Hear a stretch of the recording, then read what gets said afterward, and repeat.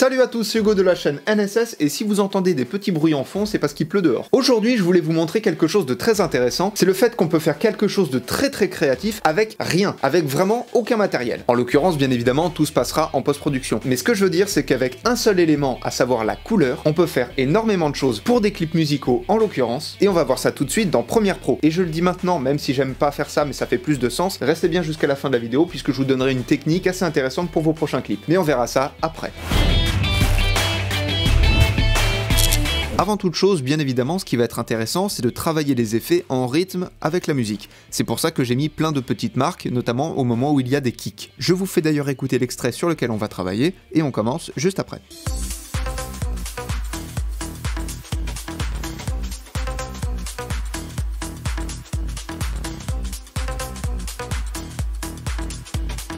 Voilà, donc je vais faire des cuts à chaque fois, au moment où il y a des marques, comme ça, mes endroits sont délimités. Le premier effet sur lequel on va travailler, c'est l'effet inversion. Vous allez dans votre panneau projet, fenêtre, effet, et vous tapez inversion. Alors attention, vous avez inversé et inversion. Inversé, c'est pour l'audio, inversion, c'est pour la vidéo. Je me mets sur la première partie où je veux mettre l'effet, et vous allez voir immédiatement ce qui se passe. Alors ce qu'on veut, c'est pas forcément du négatif, vous avez toute une gamme de teintes, entre guillemets. Par exemple, si je passe de RVB à rouge, on va avoir un plan très rouge, et bien évidemment, on peut régler le dosage vis-à-vis du rush de base, c'est-à-dire que là on est à 0% de part de l'original, c'est-à-dire qu'il n'y a rien du rush de base, et si je me mets à 50, là on est à la moitié, on a la moitié des teintes du rush de base et la moitié des teintes du rush en rouge. Donc vous avez rouge, vous avez vert, vous avez bleu, etc.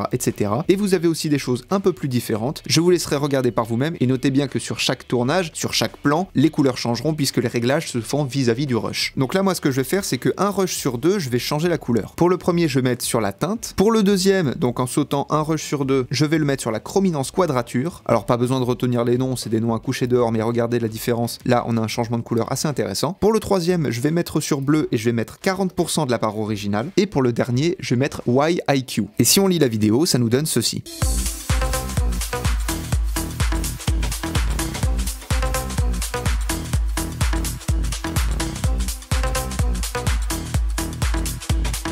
Bien évidemment, c'est juste un exemple, je vous montre la démarche, vous pouvez faire énormément de choses, mais c'est juste pour vous donner un exemple. Ce qu'on va venir faire maintenant, c'est jouer avec la couleur des plans. Comme vous l'avez vu, j'ai fait une petite pyramide, puisque là on va avoir un rush qui va apparaître, puis un autre, puis un autre, puis un quatrième, et à partir de là, ça va se réduire, on n'en aura plus que 3, plus que 2, plus qu'un seul, et plus du tout. Et ce qu'on va faire pour chaque rush, c'est que d'abord, on va réduire la taille, on va passer le premier de 100 à 90, on va passer son opacité à 50%, on va ajouter l'effet couleur lumétrie, donc vous tapez couleur et vous le glissez sur votre rush. Dans correction de base, vous allez uniquement jouer avec les températures et les teintes, et on va par exemple passer la température à 300.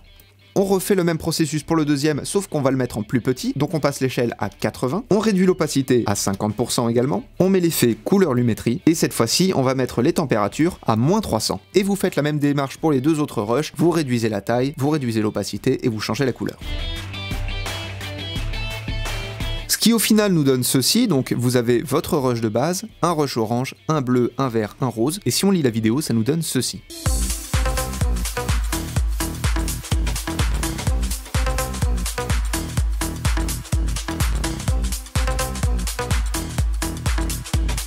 Encore une fois, libre à vous de régler les paramètres comme vous le voulez. J'aurais pu très bien mettre une échelle plus petite, comme là, ou mettre une autre couleur, ou mettre plus ou moins d'opacité, bref, encore une fois, c'est juste pour vous montrer la démarche. Et enfin, on va passer à l'effet le plus compliqué. Dans votre fenêtre effet, vous tapez métamorphose des couleurs. Vous tapez juste méta, ça suffira. Et avec cet effet-là, vous allez notamment jouer sur les deux premiers paramètres, la source et le A. Pour faire simple, avec la première pipette, vous allez sélectionner votre source de couleur, c'est-à-dire la couleur que vous allez vouloir modifier, et avec le A, vous allez choisir la couleur qui va remplacer la couleur de source. Si je prends par exemple le bleu de ma timeline, on voit que les poutres que j'ai sélectionnées sont devenues bleues, tout simplement. Si je veux le faire avec les barres jaunes qui sont au-dessus, je sélectionne le jaune. Avec ma pipette A, je sélectionne ma timeline, et là on voit que la partie que j'ai sélectionnée est devenue bleue. Bien évidemment, vous avez plein de paramètres que vous pouvez modifier comme vous voulez, mais là c'est juste pour vous montrer la base de la base et surtout l'utilité de cet effet. Ce qui fait que si je modifie chacune de mes parties avec cet effet-là, ça nous donne ceci.